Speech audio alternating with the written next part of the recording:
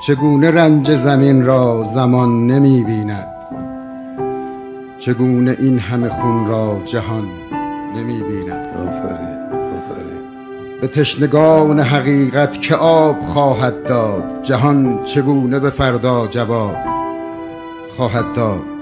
چقدر کودک و زن بی پناه کشته شدند، به راستی به کدامین گناه کشته شدند. یکی نگفت در آغوش تلخ تاب و تبش، چه شد که کودک نارس رسید جان به لبش.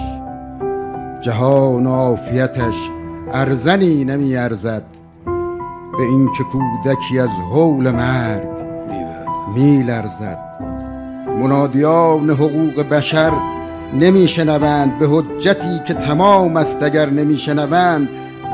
زمان رسیدن به داد مظلوم است، شکست ظلم خدا وعده داد محتوم است. به ریسمان خداوند اگر بیاویزیم، زمان حمله به دشمن به هم نمی ریزیم. یکی بیاید و مرهم شود فلسطین را، به سرب پر کند این گوش های سنگین را.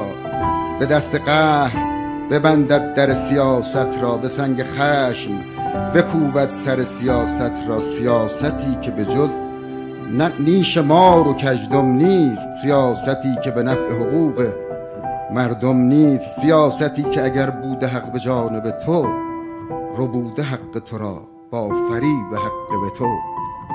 سیاستی که در آن روزن امیدی نیست، به دست هیچ زبان بسته‌ای کلیدی نیست. سیاستی که ندارد دیانت آلوده است، مگر نه این که همین بوده تا جهان بوده است.